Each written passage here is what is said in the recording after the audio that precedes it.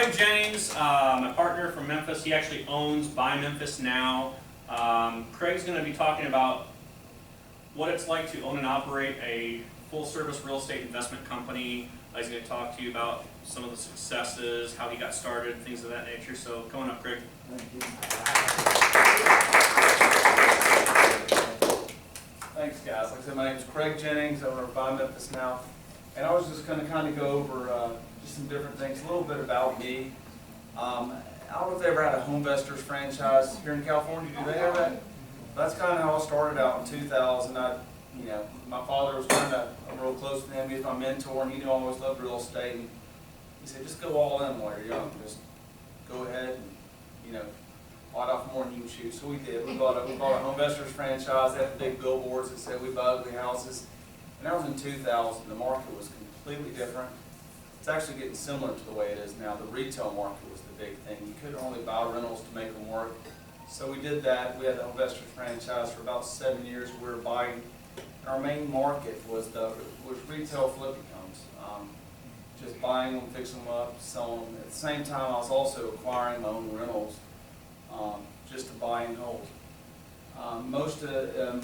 Since that time, the way we started working with investors was through Homevestors. While I was buying stuff for myself to rent, I had the opportunity to be around other franchisees from across the country. And the big thing when we were kind of sharing stories, everything wasn't as integrated back in 2000 with social networking. The flow of information wasn't as just grand and quick as it is now. And I was showing them homes I was buying for 60, 70, 80,000. And especially the guys from California and some of those other markets, they just couldn't believe it. And they started saying, Craig, will you please start just helping us to build our rental portfolio in Memphis? So I started out building my own portfolio, doing retail flips during those years. But I started getting customers from the New York cities, the Floridas, the whole state of California, where the homes just didn't make sense to rent out. And that's how, when I started Homevestors, I had no intention of ever working with investors. And it's led out to kind of just worked itself into being what I do full time and what I love doing. 15 years experience in real estate investing. Like I said, I started in 2000. My personal portfolio is about 45 homes. About 10 or 12 of those are apartments. So we've got about 45 homes, and right now with my personal strategy, I really am not going to try to buy much more for myself. I'm just going to work really hard at getting those paid off. And that's kind of my end goal. I'm a licensed realtor. Personal Real Estate Investor Magazine named us one of the top 50 investment opinion leaders for 2012 and 2013. And I'll go over a little later how probably about 2010 we really started working a lot globally. Something I never thought we'd do. I never thought this market would lead me to traveling all over the world and doing this stuff, but it was something where it just really kind of took on a life of its own. We'll go overview. Building my personal portfolio, I bought my first rental home in 2000. And I remember one of the best pieces of advice, and I'll still say this, I remember my dad gave me this advice, and it's funny because I'm hitting the year now. He said, do it on 15-year mortgages. And he said, if you're going to look up 15 years from now, you're going to look back and think it went by in a blink. And I was 25 at the time, I'm 40 now, and the first homes are just now paying off. I wish I'd followed that advice fully, because I have some 30-year mortgages I did at the same time, and it's just sickening when you look at how much. I know it's not always possible to do that. I would say if I have one bit of advice, if at all possible, do a deal on 15-year mortgage. It's just staggering, the difference it makes. Like I said, started my business, started out with Homevestors, and the market, just from people coming to me, kind of morphed from me doing Homevestors buy to flip to working with investors, having guys come to me wanting me to try to grow them a portfolio. We're always looking to expand our clients. That's why I'm here today. We come over here and we look for clients that are wanting to buy properties that live in markets where rentals, don't work, where they may have been hurt by paper assets, the stock market, things like that. So those are generally what our clients are like. Over those years, we've learned a lot, and what I'll do is I'll go to kind of what we've learned, mistakes we've made plenty of mistakes, and kind of the outlook of going forward. like, so when I was a little kid, my father always had their own properties. He didn't do it full time. They had a number of, they're entrepreneurs too. They always had their own business. But as a child, I grew up, you know, I painted my parents' rental homes, cut the yards, doing all the stuff. I've always just loved real estate. Never wanted to do anything else. I just talked about the 15-year mortgage investment. That's the thing that the best bit of advice I've ever had, and I wish I followed it more. It'll make a big difference. And in Memphis, one of the good things about Memphis, you can actually buy rental properties, put it on a 15-year mortgage, and come close to cash flowing it. A lot of times, you're not going to have a huge cash flow on a 15-year mortgage. You're just not. But really, the money to be made in real estate is when it gets paid off. You know, the homes have on 30-year mortgages. I don't take any of that cash flow. I try to throw it back into the property if I can. But really, from what I've seen, really, cash flow is great when you see it on financing. But really, when you're going to make your real money is when the real estate's paid off. As far as that's in my opinion. That's what I plan on doing for my future retirement. You know, we all know about the benefits of depreciation. I make pretty good income in my what we do with helping other investors and buying and selling other properties, commercial and retail. But the depreciation of real estate has been a big thing. We have 45 homes now, so you know we really don't pay much in taxes, and that's really been a great benefit. The biggest thing, this goes back to the 15-year mortgage, the forced savings. There's been many times over the years where my wife and I were tight, to say the least. And these 15-year mortgages were tough. The AC would go out, it'd come out of my pocket. But one of the biggest advantages I've seen personally is just the forced savings of it. Because there's times if I could have accessed the equity in my real estate, I would have, but I couldn't because it's just not a liquid asset. That can be bad sometimes, it can be good sometimes. But I can tell you, over the past 15 years, if I would have been able to access some of that equity, I would have pulled it out. But I couldn't, and now I'm thankful I didn't. Starting my business, like I said, started out with Homevestors, started to grow into more. I started to build my own personal portfolio. We started getting approached by other investors. To this day, I really don't even advertise much. Almost probably 90% of my business is repeat business and just referrals, which is great. We do a little advertising here and there, but most of our business has grown organically over the years, so it's been great. Setting up the infrastructure has been one of the toughest things to do. Setting up the team between the management and doing what it takes to help people, to help my investors succeed. And some of the things I've learned, because what we do when an investor calls me, inevitably, what they're going to do, they know Memphis prices are low. And what they inevitably come to me, they say, we want one of these $39,000, $45,000 or $45,000 properties, one of these really low ones. And one of the hardest things for me to learn is to say no to some business, or just refuse to let them dictate how we do business, because I don't believe in it. When I started out, not knowing, I was going to give the customer what they want. They want cheap, we'll find them a cheap house. A cheap house is not hard to find in Memphis, I promise you. We got some bad areas, and we got some really good areas. And that was one of the biggest learning experiences that I had. Don't go buy the cheapest properties in Memphis. And I'd say that about other markets too. If you're looking at, I'm sure you've all looked at the Indianapolis is similar. There's some other markets that are very similar. And you see these markets, and those, you see these crazy returns, $39,000, house rents for $800. And you're like, wow, it's BS. I'll tell you, almost across the board, $30-something thousand homes don't rent for $800. I don't care where it is. There's something going on. If there was $39,000 homes for sale that rent for $800, I wouldn't sell any of them to my investors. I keep them all myself. So that's the truth though. Be realistic. I mean, there's a lot of bad guys in our industry, and one of the biggest learning experiences for me with working investors is knowing what works and sticking to that gun and trying to tell that to them. This is what you need to be buying, not this other one. And tell them if they are stuck on buying those ones, tell them to go somewhere else, because you don't want your name attached to it. Because I've had it happen. I've sold homes that I didn't believe in, and it's the type of stuff that keep me up all night and everything else. And now we just shy away from that and really just don't do it. One of the biggest things is property management, and that's something that I've made mistakes in and underestimated the importance of it. I've seen people get a great deal on a house, have poor property management, and lose money, and I've seen people pay too much for a house and have great property management and make money. Finding the good management company is as important as the price you pay for the property. and everything else. Having the managers is one of the key things. And what we've done, we've kind of partnered with a local management company in Memphis where we have a little bit of ownership, and we kind of partner with the expenses and income of that to where we oversee the management of it and all that. But that before you buy in any market, I'll say this: go find who's going to manage them. Have that in place before you buy your first house. You go interview them, ask for references, and one of the most important things is find a for rent sign they have and call it. See if someone live answers. See how long they've been in business, see how many properties they manage. Because that's something you need to have in place before you buy, especially out of state.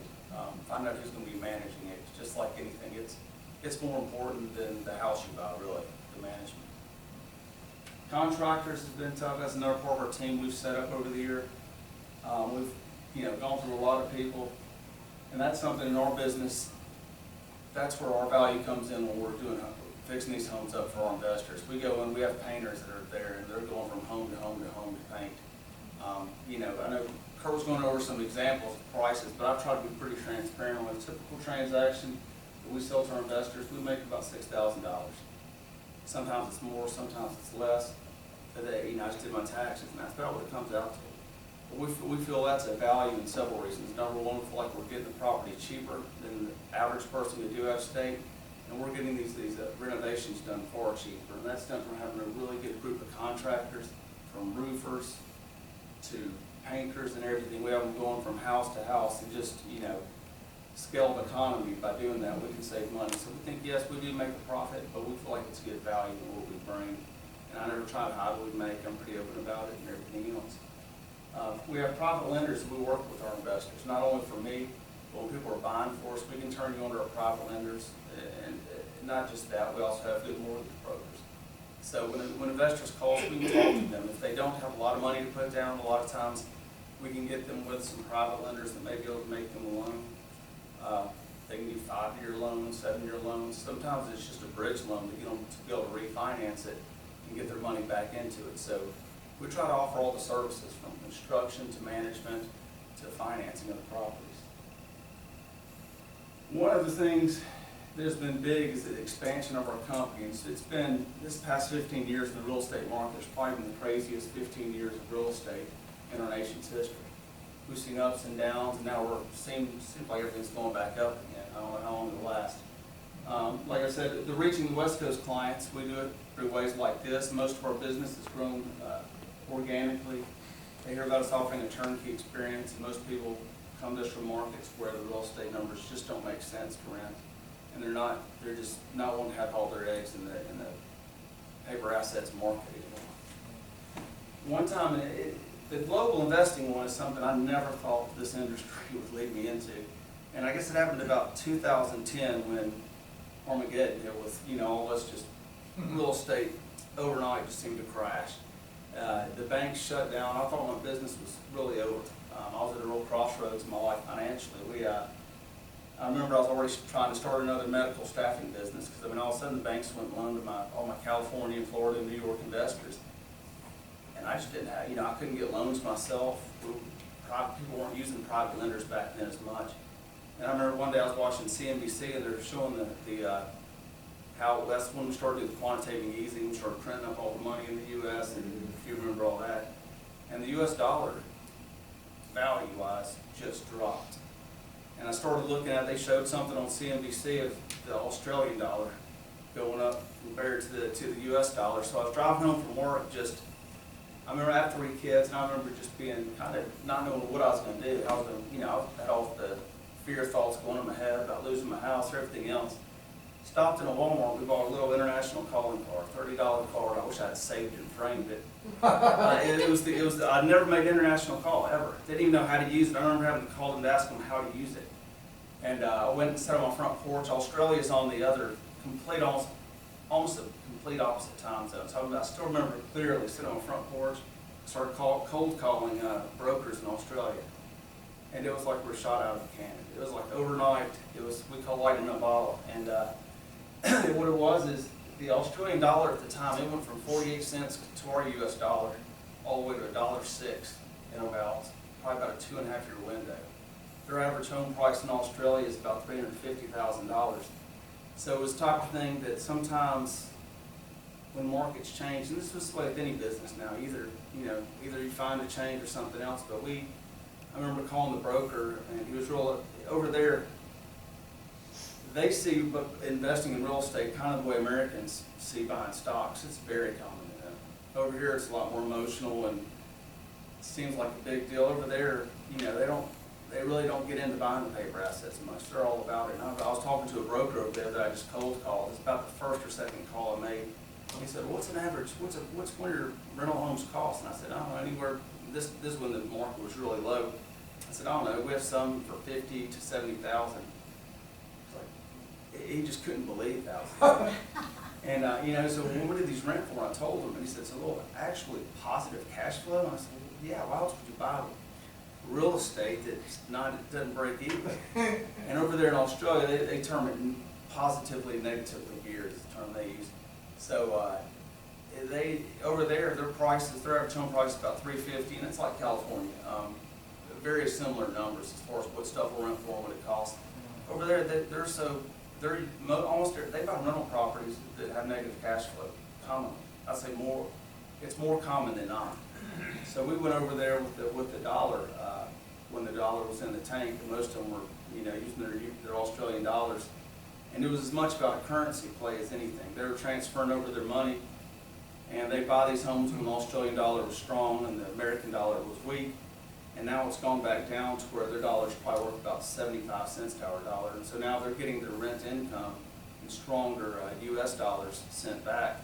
And it's just been an incredible investment for them. So it was just the type of thing I never, when I was just sitting on that front porch, I never would have thought that would have been the answer, going international. But that, we're probably the first ones in Memphis. Not probably, we were the first ones in Memphis to do it.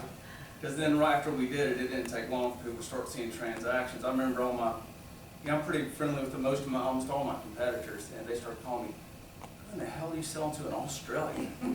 I said, I was trying to play hush hush, but after that, it didn't take long to. Nobody was selling anything at the time. They started seeing all these Australian transactions coming, and then it kind of just started a wildfire. But it was, I think that our biggest year, I think we sold something like almost 250 properties to Australians one year. It went from just 0 to 100 and nothing. So since then, it really opened our eyes. We sold to investors in Singapore, New Zealand, Australia. We've done some in China. But it's amazing when you start looking bigger scale things. Now I start to follow the currency markets, and I know the next big opportunity may be the currency that rises in some other country for some other reason. You never know. They may discover oil in some little country. Their dollar may rise, and it'll be as much as the currency play. So sometimes just expanding your mind and looking at things a little differently has been a big help. So would you say right now the dollar's up, theirs is down, they're buying less, but they're still buying, or they're buying a lot less? A lot less. A lot less. So if it really gets down to a currency thing, I would imagine that there are some places throughout the globe where even though Australia might be down, some other place like England might be up. Exactly. And so you really do have to follow those currencies. Yeah, you follow the currencies and see when the opportunity will rise. And there's different. Another good thing about Australians is they culturally and business-wise they mesh well with Americans. Very similar in the ways they do business. I've noticed some markets are different, different cultures and the ways of doing business, where it's a little harder, like China, just the language barrier in China can be very tough. Now, given the things that have changed since you did that, technology-wise, would you use a card like you did before, No. or is there something else? What are you doing now? No, Skype. Skype. now it's all Skype, and it's just amazing to me that it's just amazing how fast things change. Yeah. I graduated college in '94, and I didn't even have an email address. That didn't seem like that long ago, but people didn't even really. It's amazing how quick things are changing.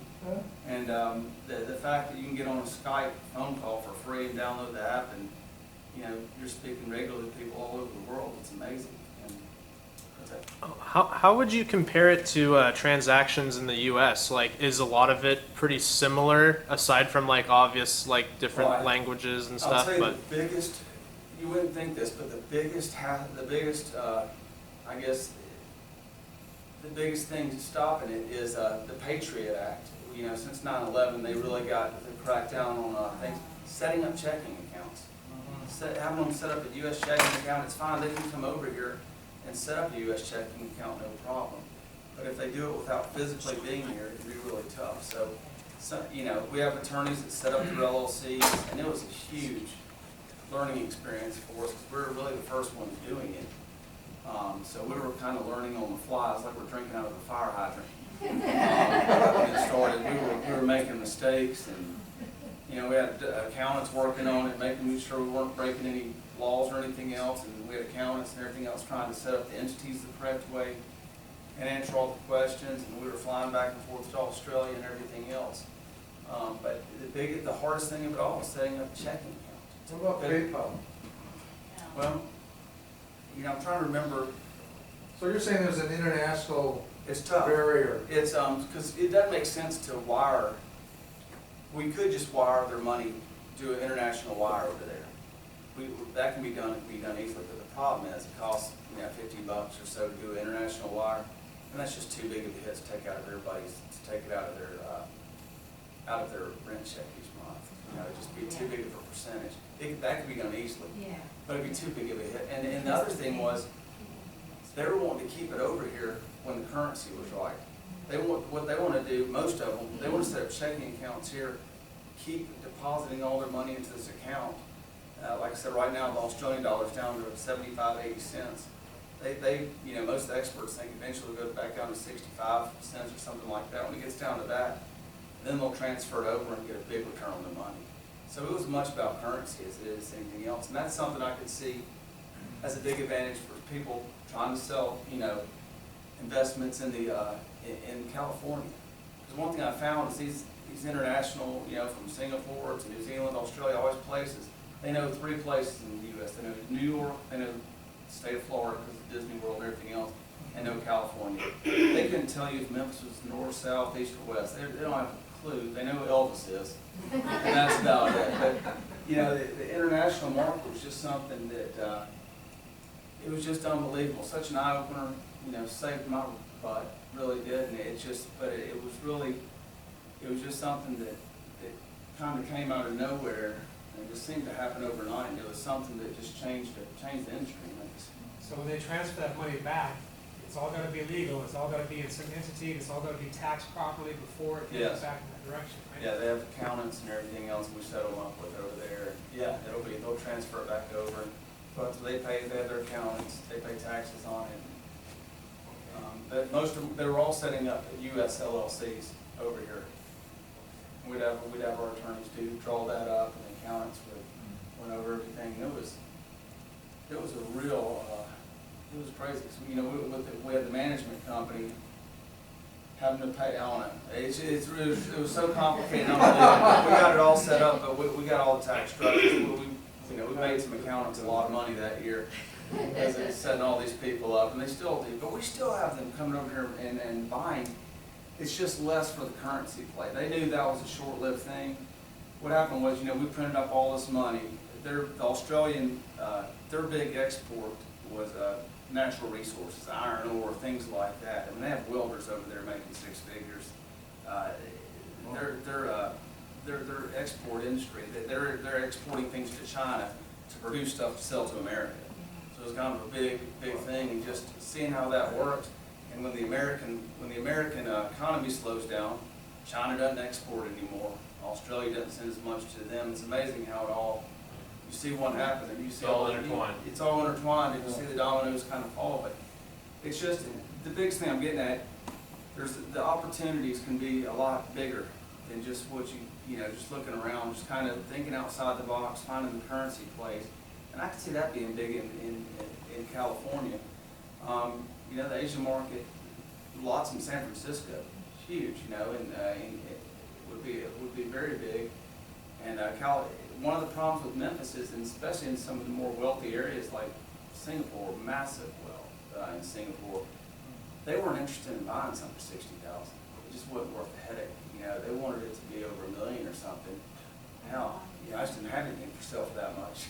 But I mean, so sometimes the problem can be that your stuff's too cheap, which you never would think would be a problem. But you get people with enough money you know, they'd be more interested in buying something that'd be more like, you know, property over here. So, you know, that's, you never would think about that selling to other Americans, but if you look past the Americans and you deal with international investor, especially if it's a currency play for them. So if it was in the millions, would they be inclined to do $1 million homes or commercial? Well, you know, this goes to a cultural thing. With some of the, you know, Singapore specifically, they don't even understand single-family homes with the yard. They understand apartment, multifamily. That's what they deal with, because that's what they're used to seeing. They, you know, we brought some clients over from Singapore, about 5 of them. And they bought some homes, and they're walking around, and they're more impressed with the lot the house set on. They're like, "You mean we own this land?" And they're like, "This land would cost us however much. This would be $1 million piece of land in Singapore." But it's just funny when you start, you know, seeing from other eyes and what they're used to, and thinking that way. But they're more impressed with a lot of land. You know, the fact that they own this piece of grass with a tree on it. That's because that doesn't happen in Singapore. I mean, you just don't own land, and that is as much that as anything. Not enough land to go around. I've often thought if these people, you know, you always see these people over in Wyoming and these people that sell these massively cheap land. I've often thought, man, those guys ought to call these guys in Singapore. they're selling this land for like $500 an acre. You know what I'm talking about? Have you seen this guy? Whenever I see his commercials, like, man, one of those guys needs to get on the phone with someone from Singapore and have them buy just. I really think they should. Now, they probably hadn't thought that way. But that's what they ought to do. In fact, I thought about calling up one of those guys. It's a contract assignment. That's what I thought about that. I thought about calling and, you know, buying 1,000 acres and just Yeah, I got sell it. for $750 to someone in Singapore just to say they own land. Yeah. I mean, but it's just because it's, you know, what's abundant to us is rare for others, and vice versa. You know, so just think them like that. So having set up those structures, would you do it differently now, where you would somehow maybe put the cost or the burden of the cost for those structures on the buyers in Singapore, rather than you having to go through and financially set up the attorneys, the accountants, and everything that you've done? It had to be done that way because that's the only way they were gonna buy it. We had to help them. We had to figure out how to do it. We kind of had a ready, fire, aim Okay. type of thing. We you know, we didn't realize we had such a demand was so immediate. They started buying that we started talking to accountants and attorneys and making sure we set up all the entities correctly. But what they were buying partially was the service of us setting it up. So we hired some accountants, some even over in Australia. We hired accountants and over there and over in America and got them set up. So we did that.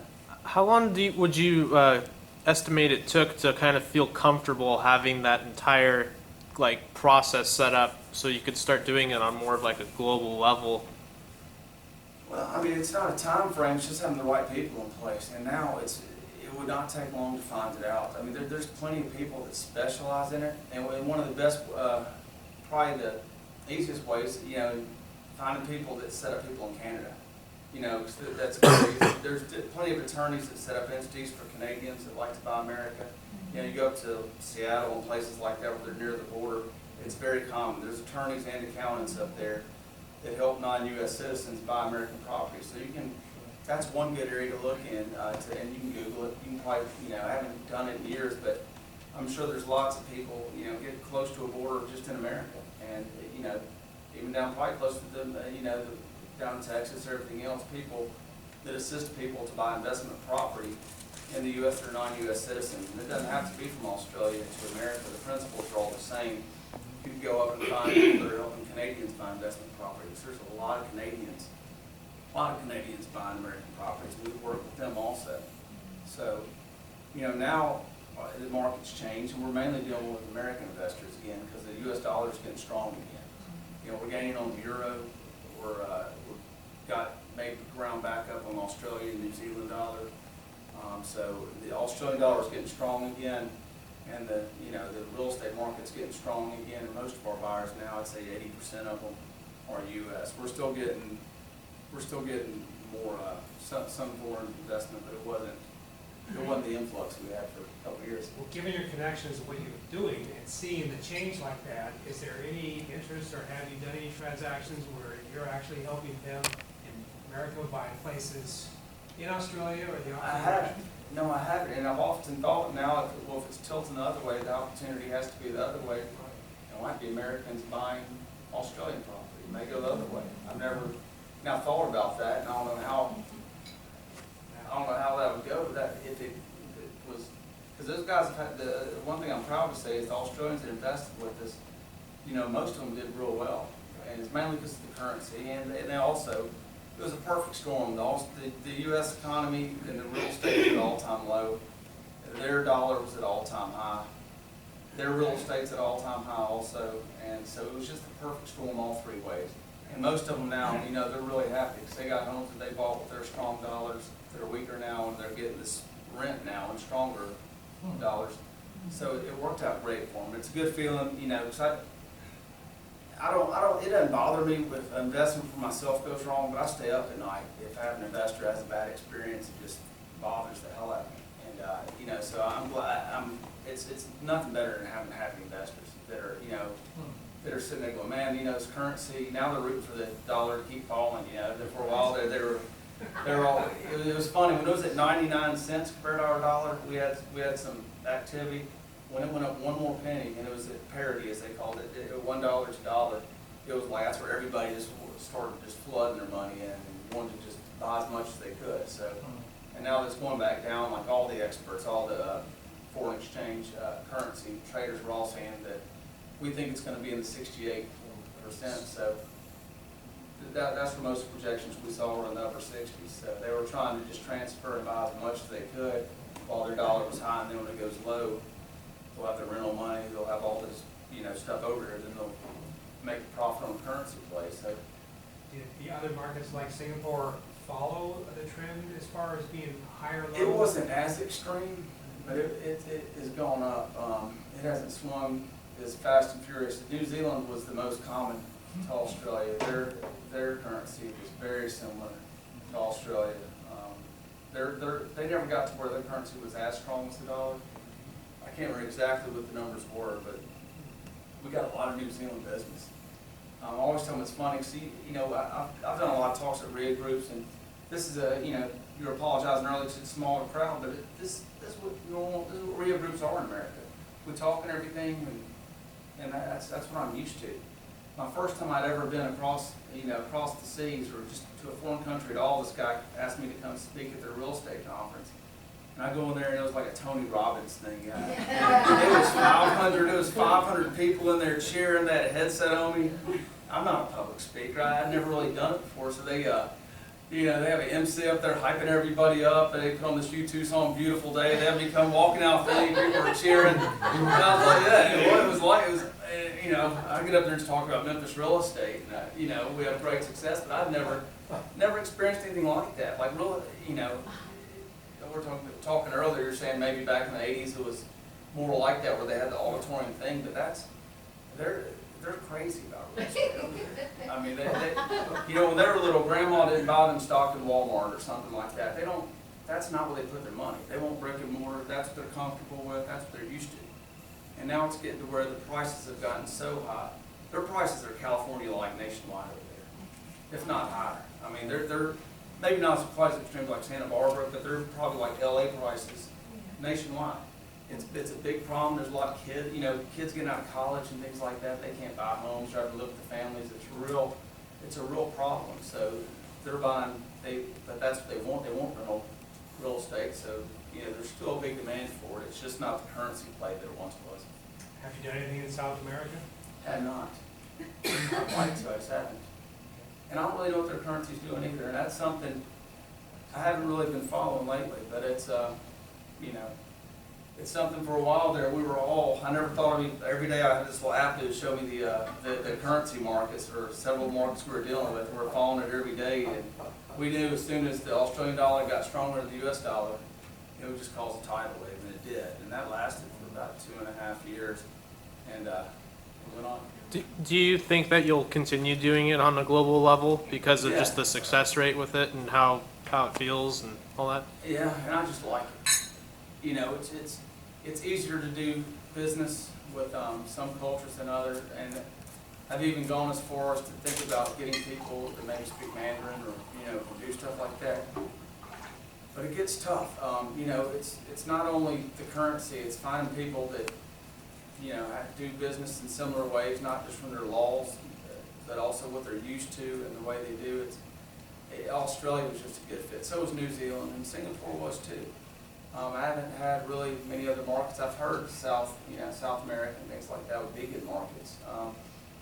But like I said, it may be a market could start to be if the dollar continues to get real strong, and compared to like the Australian dollar or New Zealand or somewhere else, it might become an opportunity to have Americans buy Australian properties with our stronger dollars. If it got to extreme levels where we thought there would be a bounce back, so that could be future, you know, future potential there. Just something to keep an eye on. And there wasn't a big demand from European places like England or France or Spain as far as coming in and buying in the US? There was some, Some. but we did some in the UK. In fact, our first investor came from Italy, but our first foreign investor did. She was in Memphis. Her husband was a musician in a blues band. And Memphis is kind of the home of blues, and he was playing, and they were staying down there in Graceland, and this lady was came and talked to me, and we sold her property. So our first international sale was actually in Italian, but it all just, I don't know, it's just something I never thought real estate would take in that direction. It's just kind of crazy, but it was, you know, it was really fun. We were going to Australia a lot. The flight was terrible. You know, I think one year we went 10 times in 1 year. Wow. It was all, I mean, it sounds fun and glamorous, but that plane, there's nothing glamorous about 16 hours in an airport. Yeah, it's terrible, but it was a lot of Much fun. flying time. 16 hours out of LA. Wow. So we had a 4-hour flight to LA, and then a 16 to 17 Wow. hours in the air. Oh, yeah. You would you'd fall asleep for about 5 hours, wake up, realize you're only a third of the way there. I didn't have gasoline for the trip though. I know, that's what I wondered about too. Make sure they topped it off. But yeah, it is a scary feeling being over the ocean that far. You know, you start thinking about it, but it's. Yeah. But anyway, we've been over there a lot, and you know, it's something that we were the first in. I mean, you know, I've called it luck sometimes, but I don't know if it's luck or not. I mean, it was kind of, we were desperate and made a phone call with a calling card, and it kind of sparked an industry a little bit, and it was just something done a little bit out of luck, and everything else just in the Memphis market. I know I didn't start international investing, But tell me, how did you come to the point where I'm gonna buy this card? Were you like walking through a Walmart or something, and then you saw that, and you knew that people use these cards for all kinds of things, but you No. have, I don't know. I saw the, I was watching CNBC and saw that when we were releasing all this money, what it was devaluing our dollar to. So it wasn't so much the Australian dollar got strong, it was the US dollar got weak. The So Australian you- dollar stayed pretty similar to other currencies around the world. It was all the money we were printing up. So did you throw a dart at the board and it came up No. Australia? or what? Australian was the one that for some reason was getting the most movement.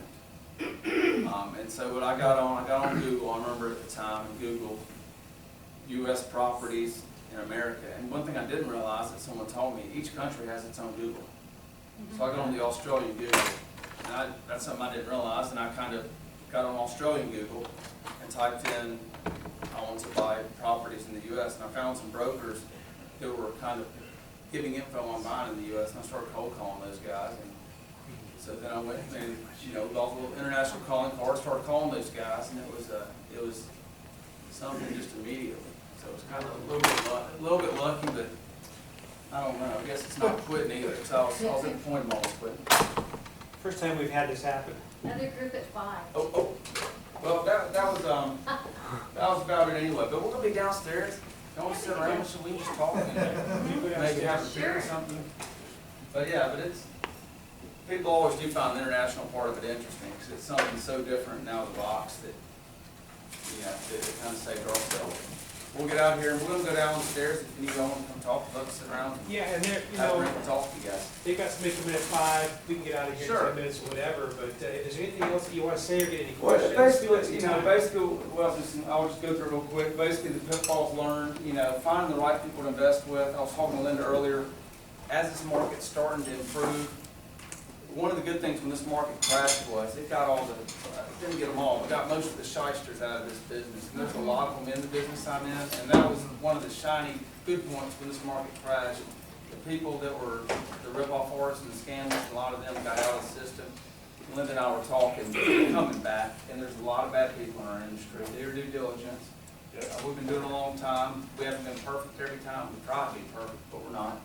But one thing I do hate, there's a lot of bad people, and as this real estate market is really getting strong like it is right now, they're all coming back. And Out of the woodwork. they're coming out of the woodwork, and it stinks. It makes people like you guys, like Landon, like me, makes us look bad when there's people out there promising higher returns than I can deliver. They make, on paper, their returns look better than ours, and they put stuff out there, and then when someone buys and has a bad experience, it hurts us all. And that's one thing I'm seeing. So anyway, just saying, look, do your due diligence, look around, ask for references, check your background, do all that. Have you noticed any of your rentals have other rentals on Craigslist as though they're renting your properties? Yes, You got yes. scams going on for you too? I've had people say they're buying my house, and then I get a batch email, this house for sale, and I'm like, I thought you're closing tomorrow. Or renting it. Yeah, so I've had that, but anyway, it's coming back, and that's something, be careful, because there's guys with better websites than me and have better numbers on paper than me. But there's a lot of them out there that are getting more and more. I'm sure you see that in all the markets you deal with. Now, all over the country, I'm starting to see the scammers are coming back. So, anyway, thanks, guys. We're gonna be downstairs and, be happy to sit around and talk and chew the fat. All right, thank you very much. Very interesting. What an experience. It was an experience. Well, thank you, everybody, for showing up. Again, we will not be back here next month because the place got booked, but we will the month after. So give me a call anytime in between if you got any questions. Thank you very much.